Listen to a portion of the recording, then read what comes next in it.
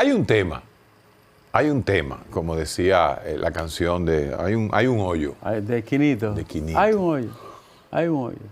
Del influencer versus la credibilidad. Señores, si algo fuimos nosotros a tentar en Nueva York, en esa diáspora, que eso sí es común en la diáspora. La diáspora tiene un nivel de independencia y libertad económica que la hace tener un pensamiento crítico, como diría Habermas, más incisivo que el dominicano de la isla. Y justamente el proceso 2024, este proceso tan aburrido de las redes, donde definitivamente se sabe quién va a ganar. Yo creo, Ricardo, que el único estamento que tiene cierta morbo y que no se sabe es la senaduría del Distrito Nacional. Trae más interés y morbo que va a pasar entre Guillermo y Omar que lo que va a pasar entre Leonel y Abel y Luis. ¿Genera más opinión? Genera más opinión y genera más morbo, como yo digo.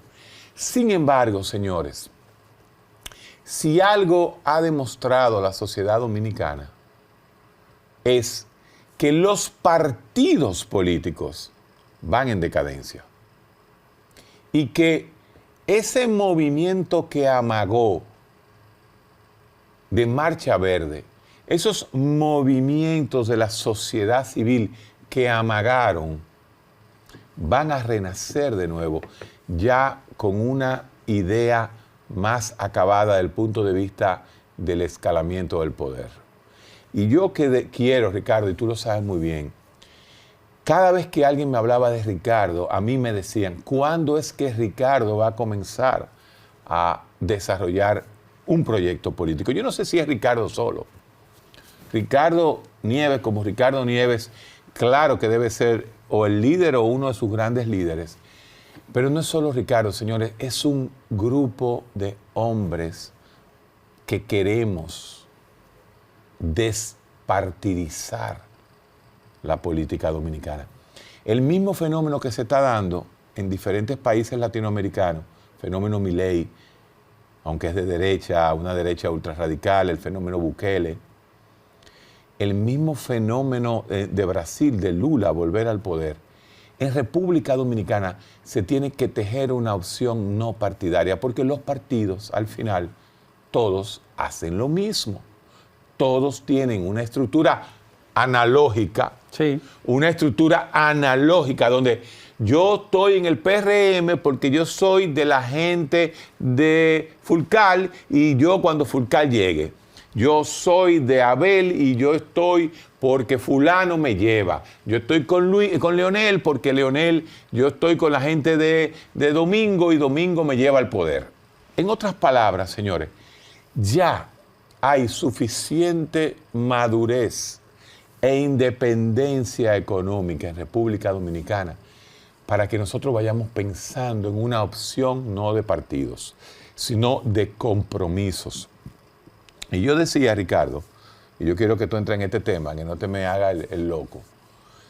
Yo decía que si uno logra una fuerza, por lo menos para el 28, donde uno pueda negociar, no ganar las elecciones, no sé, ojalá, pero negociar, por ejemplo, Secretaría o Ministerio de Educación, el Ministerio de Salud y el Ministerio de Medio Ambiente y despolitizarlo. Sacarlo de la política, crear un programa a 20, a 30 años sin la política. Y yo creo, Ricardo, que llegó el momento, primero porque nos estamos poniendo viejos, estamos llegando a los 60 años, sí. Y nosotros tenemos que tener cierta participación. Tú recuerdas que nosotros hablábamos en Panorama hace unos años, atrás, antes del COVID. Lo del colegio, lo de la escuela. Sí, nosotros hablábamos la manera de cómo nuestra generación había sido derrotada, cómo los políticos derrotaron a una generación completa, incluyendo políticos que uno creía que por lo menos, el tema de la educación y, vamos a decir, el levantamiento espiritual del dominicano lo iban a lograr. Increíblemente esto. ¿Cuánto tiempo tiene Panorama? 12 años, 10 años. En 10 años, los pasitos que hemos dado en educación dan vergüenza. Es la pelea tuya y mía, que tú dices que a pesar de todo hemos adelantado. A pesar de todo. Pero hemos adelantado, pero los otros han adelantado más y nos han trazado. Cuando damos un paso... Ellos dan 10. Ellos dan 10. Cuando damos 2 pasos, ellos dan 20 pasos. Entonces, tú te pones a pensar esto, la manera de cómo nos derrotó a nosotros, la mala política, apropiándose de los recursos públicos, robando, atrasando al país. ¿Tú te imaginas, Héctor, que estos últimos 12 años, que nosotros tenemos hablando más que todo de educación, porque ese es el tema que más tocamos, el 90% de las veces nuestro tema es educación, educación. Que esos últimos 12 años este país hubiese involucrado verdaderamente en un proceso de transformación educativa, en una revolución cognitiva real, ¿dónde estuviéramos nosotros? Fíjate cómo pequeños países que estaban en el atraso, en el muladar del atraso, se levantaron, Héctor, y son potencias. Hay que ver a Vietnam, Héctor. Vietnam construye camiones, tractores, partes de aviones, carros, camionetas, motores, turbinas. Vietnam construye de todo, Héctor. Es un país que todavía huele a pólvora. Y aquí, todavía huele a napalm, de lo tanto que lo quemaron. ¿Qué hicieron ellos? Se enfocaron en educar el país y en disciplinarlo. Quedaron en 8º lugar en matemática en el mundo. Un país que todavía huele a... trinchera, debajo de en túneles, salían de los túneles. Gente que andaba con los pies descalzos y en chancleta. Eran soldados en chancleta. En chancleta. ¿Tú te acuerdas el caso de un coronel, jovencito, que estaba en una chancleta y el gringo no podía creerlo? Entrevista, este hombre no puede ser un coronel. Y entonces paraban los otros y le decían el saludo a los vietnamitas. Sí. Porque él veía a un muchacho y decía, pero este tipo en harapo. Entonces, ese país, estoy hablando de uno, puedo hablar de muchísimos. Ese país se decidió a levantarse. Todavía nosotros no hemos podido levantarnos. Yo recuerdo como en los años 70, creo que fue como el 77, 78, que le pregunto yo a mi padre que por qué los vietnamitas le habían ganado la guerra a los Estados Unidos. Y él me dijo, mira, mi hijo, recuerdo, éramos la época en que uno era ahijado de Juan Bosch, y hablábamos de eso, era en el partido, en el PLD, los Petigres. Un soldado americano en el año 72 necesitaba, para tirar un tiro, atención, un soldado americano para tirar un tiro de una M16 en el año 72 necesitaba 3 latas de Coca-Cola al día. Una barra de chocolate. Una barra de chocolate Milky Way. Chicle. 3 comidas calientes enlatadas o en los plásticos. Jugo en lata. Necesitaba una carta de su esposa llevada por correo prioritario y necesitaba un sistema de uniforme de en esa época casi $500. Un soldado americano. ¿Usted sabe cómo peleaban los vietnamitas, los mismos que son ahora los 8º en tecnología?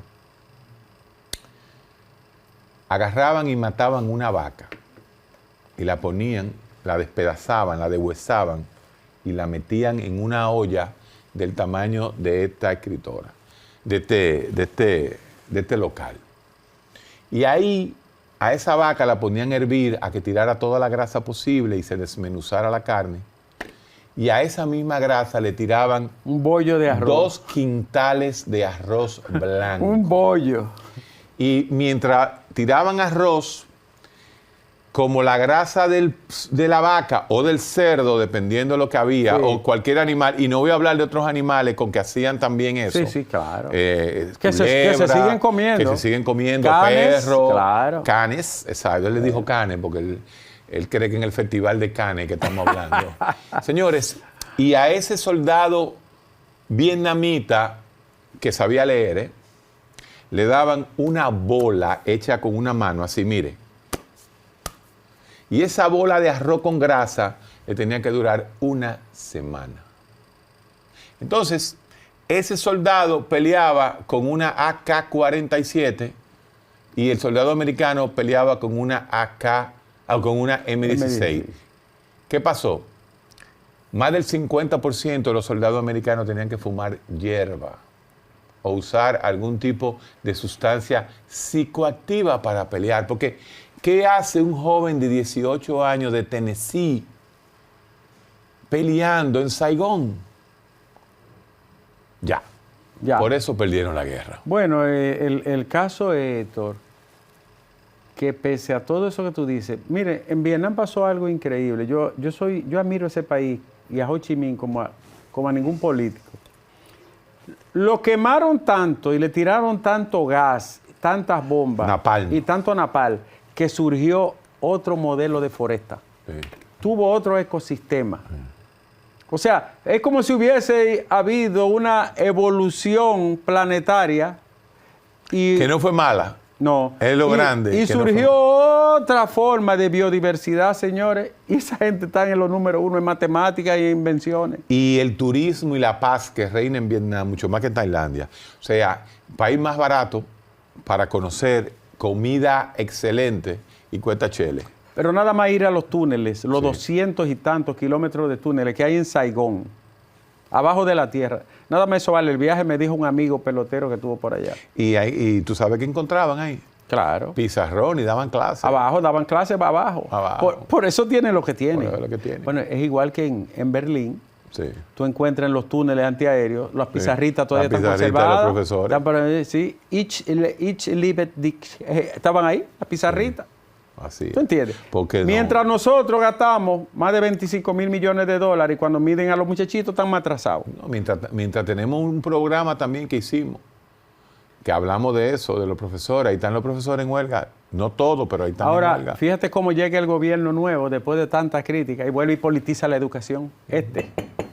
¿Tú entiendes? Después de esa experiencia bárbara de la politización de la educación y la corrupción, llegan esto y vuelven y te montan otra vez. Sí, el pero mismo Ricardo, jinete, sí. el mismo jinete en el mismo caballo para hacer la misma M. Sí, Ricardo, pero si a ti te nombran ministro de Educación mañana con un grupo de hombres a cambiar la educación dominicana, lo primero que te van a matar van a ser los profesores. No me cabe duda. Ajá. Llegamos al final. Ajá. Llegamos al Ajá. final. Dice él que llegamos al final. Déjalo ahí con el EPD, en paz En paz descanse. descanse. La APD o la EPD. Yo le digo a los maestros, yo quiero que le paguen no un 20%, yo quiero que le den un 100 más. No, yo quiero que le den un 50% más. Pero enseñen. Pero denme resultados. Enseñen. Nos vemos. Enseñen. Nos vemos el próximo domingo en Panorama Semanal.